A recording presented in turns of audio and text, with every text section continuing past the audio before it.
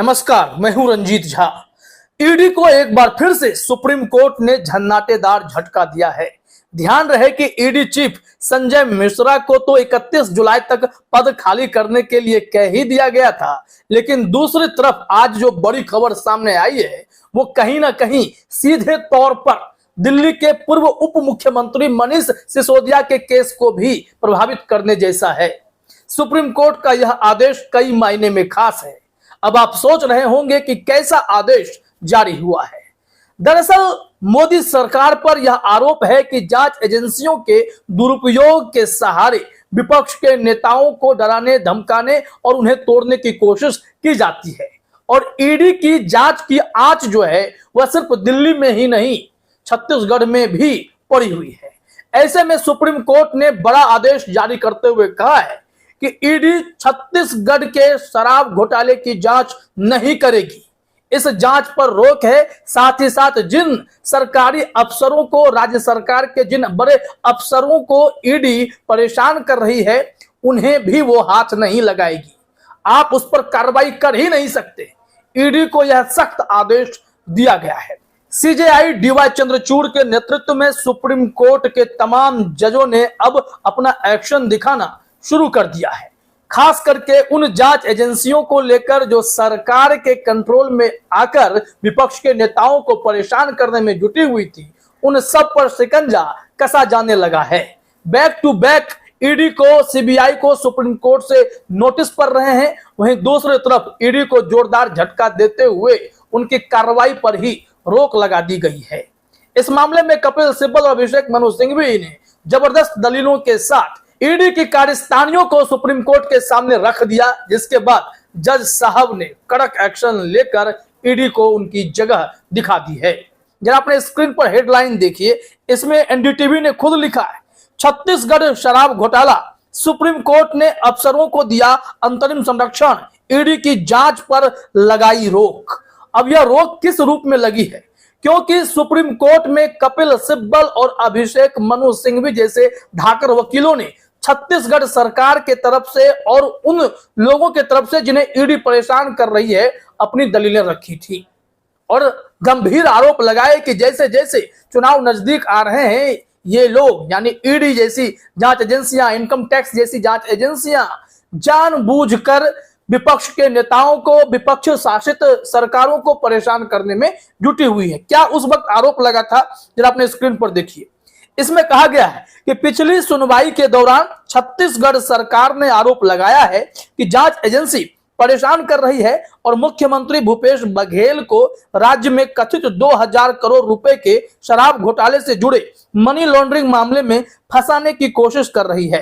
राज्य सरकार ने जस्टिस एस.के. कौल और जस्टिस ए. अमानुल्लाह की पीठ के समक्ष आरोप लगाया था कि राज्य आबकारी विभाग के कई अधिकारियों ने शिकायत की है कि ईडी उन्हें और उनके परिवार को धमकी दे रहा है और गिरफ्तारी का भय भी दिखा रहा है। तो अब जो ताजा मामला सामने आया है, इसमें जस्टिस सुधांशु धुलिया और इसके अलावा जस्टिस संजय किशन कौल ने ईडी को सख्त निर्देश देते हुए कहा है कि अब आप छत्तीसगढ़ शराब घोटाले मामले में कोई कार्रवाई नहीं करेंगे, कोई जांच नहीं करेंगे, हम इस पर रोक लगाते हैं।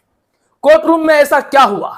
सुप्रीम कोर्ट में कपिल सिब्बल और अभिषेक मनु सिंघवी ने क्या कुछ कहा, वो भी हम आपको बताने जा रहे हैं। लेकिन जरा इससे पहले यह समझना होगा कि कैसे ईडी को लगने लगा और इनकम टैक्स को लगने लगा कि छत्तीसगढ़ में शराब घोटाला हो गया है, 2000 करोड़ रुपए का शराब घोटाला हो गया है।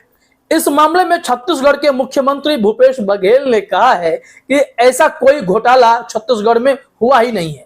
जिस शराब घोटाले की बात कही जा रही है कि 2000 करोड़ रुपए का घोटाला हो गया है, तो उन्हें जरा समझना चाहिए कि रमन सिंह की जब सरकार वहां पर थी तो शराब से राजस्व 3900 करोड़ रुपए का था, लेकिन अब यह बढ़कर 6500 करोड़ रुपए का हो गया है। तो इसमें घोटाला कहां से नजर आ गया? कोई सवाल ही नहीं उठता है। बावजूद इसके ईडी को और इनकम टैक्स को लगा कि यहाँ पर भ्रष्टाचार का खेल चल रहा है, अफसर के मिली भगत से लूट खसोट मचाई जा रही है। अब इसी को लेकर ईडी जांच करने में जुटी थी, लेकिन कपिल सिब्बल और अभिषेक मनु सिंघवी ने सुप्रीम कोर्ट में जिस तरीके से दलीलें रखी और ईडी के हाथ पांव फूलने लगे, ईडी को जांच करने से रोका गया है। जरा देखिए अपने स्क्रीन पर क्या जानकारी है। छत्तीसगढ़ में 2000 करोड़ रुपए के कथित शराब घोटाला मामले में राज्य सरकार को सुप्रीम कोर्ट से बड़ी राहत मिली है। सुप्रीम कोर्ट ने छत्तीसगढ़ सरकार के अफसरों को अंतरिम संरक्षण देते हुए इस मामले में प्रवर्तन निदेशालय की जांच पर रोक लगा दी है। सुप्रीम कोर्ट ने कहा कि इस मामले में अगले आदेश तक ईडी अपनी जांच आगे न बढ़ाएं, साथ ही अफसरों पर कोई कठोर कार्रवाई न हो, इस बात का भी ध्यान रखना होगा। इतना ही नहीं, सुप्रीम कोर्ट ने अब ईडी से जवाब तलब भी किया है। दरअसल ईडी की कार्रवाई की वजह से राज्य सरकार के कई अफसरों पर मानसिक दबाव पड़ने लगा और इसके खिलाफ जब याचिका डाली गई तो देखिए, सरकार की ओर से कहा गया था कि आबकारी विभाग के 52 अधिकारियों को मानसिक शारीरिक यातना का सामना करना पड़ा है। सुप्रीम कोर्ट ने राज्य सरकार के आरोपों पर ईडी से जवाब मांगा है। सुप्रीम कोर्ट ने ईडी के वकील एएसजी एसवी राजू से कहा, भय का माहौल न बनाएं, क्योंकि छत्तीसगढ़ सरकार ने आरोप लगाया है कि ईडी परेशान कर रही है। अब जरा देखिए कि इस मामले में सुप्रीम कोर्ट में कपिल सिब्बल ने क्या दलील दी। छत्तीसगढ़ सरकार की ओर से पेश वरिष्ठ वकील कपिल सिब्बल ने पीठ से कहा था कि ईडी बौखलाई हुई है, वे आबकारी अधिकारियों को धमका रहे हैं। यह चौंकाने वाली स्थिति है। अब चुनाव आ रहे हैं और इसलिए यह हो रहा है। ईडी की ओर से पेश अतिरिक्त सॉलिसिटर जनरल एसवी राजू ने आरोपों का खंडन किया और कहा कि एजेंसी राज्य में एक घोटाले की जांच कर रही है। लेकिन घोटाले की जांच में क्या पूरे सरकार को एक एक अफसरों को शिकंजे में ले लेंगे? क्या ईडी ही सबसे बड़ी ऐसी संस्था हो गई है जो किसी को भी परेशान कर सकती है केंद्र सरकार के निर्देश पर? और कपिल सिब्बल ने जब मोर्चा संभाला तब ये लोग धीरे धीरे बैकफुट पर आने लगे। अब देखिए, इस मामले में अभिषेक मनु सिंघवी ने क्या दलील दी। वरिष्ठ अधिवक्ता अभिषेक मनु सिंघवी ने भी सिब्बल की इस दलील का समर्थन किया कि मामले में कोई घातीय अपराध नहीं है। उन्होंने कहा, वे बिना किसी अपराध के जांच कैसे कर सकते हैं।